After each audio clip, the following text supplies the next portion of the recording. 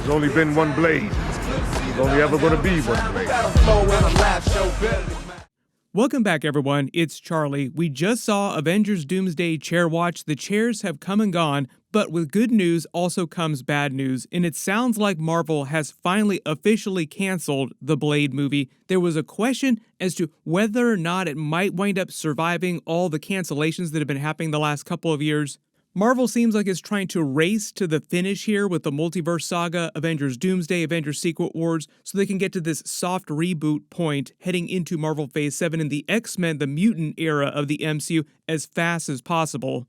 But if you remember, they first announced the Blade movie at Comic-Con 2019. It's been that long. It seems like it's been an eon since they announced it. Why has it been so hard for them to make that movie? Why do they keep ice skating uphill? Everybody looking at you, Marvel, asking why is it so hard to make a movie about a dude killing vampires? We've got Wesley Snipes on the phone. He's got some thoughts about you trying to make a Blade movie without him. Because also, while this has been going on, lately Ryan Reynolds, since he was developing and then released Deadpool and Wolverine, has been trying to get Marvel to make a Logan-style send-off movie for Wesley Snipes' version of Blade. Like, let him have another movie or put him in another movie, give him a Logan-style send-off for the character that he never got back in the day. So the chairs giveth and the chairs taketh away. You can kind of see the way that Marvel likes to release big news. Like, here's something really cool to distract you, all this Avengers Doomsday announcements about actors that are coming back. Whole bunch of classic X-Men characters coming back, even Channing Tatum's Gambit character coming back from Deadpool and Wolverine. The X-Men that Ryan Reynolds basically willed into existence. Kevin Feige was not planning on doing anything with Channing Tatum's Gambit before he saw Deadpool and Wolverine. It was on the set of that movie that he got super excited about doing more with the character. So now there's a really good chance that he's also doing the same thing with Wesley Snipes' Blade. But all is not lost. Even though we might not get this new Blade movie with Mahershala Ali, it does look like they're actually trying to develop a Midnight Suns project, a team-up of supernatural characters that probably won't get a whole lot of play during Avengers Doomsday and Avengers Secret Wars. Everybody asking, where was Moon Knight, for example, during that whole Avengers Doomsday announcement? Well, it's possible that we actually don't see a whole lot of Moon Knight in the next two Avengers movies, because they might wind up saving the character for another supernatural-based team-up. Hoy te toca perder. Kevin Feige said that they were also planning different types of team-ups because there's so many big teams in the comics for all the characters that were really cool, but they didn't necessarily have room for in a lot of these traditional big Avengers crossover movies. But you probably saw recently that Marvel just completely obliterated the Blade movie from their movie release schedule. This was them finally throwing in the towel, saying they could not figure out a good enough story in the next couple of years. If they'd been close, they would have just delayed it by like a couple months or a year or something like that, but they did not do that. They just completely removed it from their release schedule. Originally, it was supposed to come out November 2025. Obviously, they weren't going to get the movie out by then, so we thought that they were going to delay it no matter what. There are at least two dates that they could have used during 2026 or 2027. The only movies that they have scheduled for those years are Avengers Doomsday and Avengers Secret Wars, so like they could have put it any time during 2026 or 2027, but they completely removed it from their schedule and then added 3 more mystery movies to 2028 after Secret Wars, so it sounds like they're just completely pivoting past the Blade movie. Like, you know what? Let's not do the Blade movie. Maybe someday in like 50 years we'll figure out the Blade movie. So RIP, pour one out for Mahershala Ali's Blade movie. They're slowly making that Deadpool and Wolverine Wesley Snipes Blade joke more and more true every day. As funny as that was, there was a Sticky Fingers version of Blade on TV, so technically there has been another Blade, but I think the idea with this Deadpool and Wolverine joke is they're pretending like that never existed, like Wesley Snipes and Ryan Reynolds are saying, there is no Blade TV series, we don't know what you're talking about. You even might remember that the disgraced showrunner from X-Men 97, Beau DeMayo, was hired to write one of the earlier versions of the Blade movie a couple years ago. This is long before he got into trouble with Marvel and got fired from X-Men 97. He says he wrote 3 drafts and a dozen outlines in 3 months, but his favorite that he wrote was a raid-style treatment where Blade finds himself defending a rundown tenement of humans from Varney's vamp hordes until daylight. The Varney character is a villain vampire from the Doctor Strange comics, so like it's a big Marvel crossover character.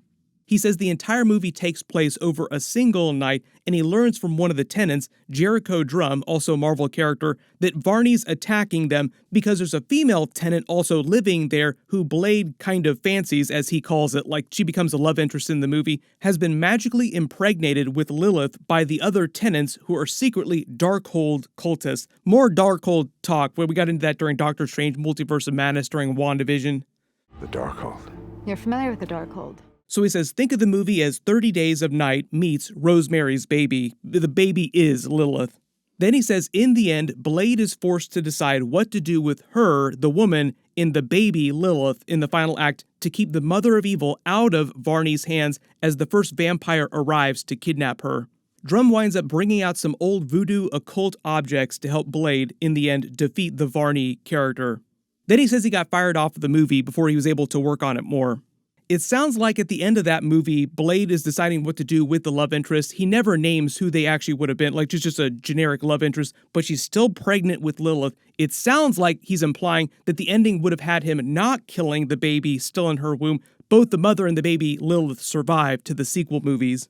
Sort of like a Grogu Mandalorian situation with Blade becoming like the Mandalorian, having to deal with this kid who is technically Lilith, wondering whether or not she ever will turn evil because she is technically Lilith. It'd be kind of like the Mandalorian if he was more worried about Grogu turning to the Sith. Generally sounds like a pretty solid pitch for at least that first Blade movie, depending on where they want to take things in the future. Obviously, they're not making that movie now. They fired Beau DeMayo a long time ago, so they've moved on to like a completely separate plot for the film. There are a couple other versions of the movie that involve Blade's daughter. Kit Harington's Black Knight was supposed to return during another earlier version of the movie and hunt Dracula with him using the Ebony Blade in his full Black Knight armor in present day. That was basically what the whole Eternals post-credit scene was meant to set up. It was the first appearance of Mahershala Ali's Blade in the MCU, and so far, the only appearance of his Blade. Kevin Feige is a total dude for being cool with people joking on him, clowning on him, Ryan Reynolds during the Deadpool movie, for all the messes behind the scenes with Marvel trying to actually just make stuff. To their credit, they are bringing back Mahershala Ali's Blade during the Marvel Zombies series in a role. He becomes the new version of Moon Knight because the original Moon Knight, Mark Spector, is killed in the Marvel Zombies universe, so Khonshu just moves down the bench and selects Blade as his next avatar. So that's why you see him during the Marvel Zombies trailer. We'll get those episodes later this year.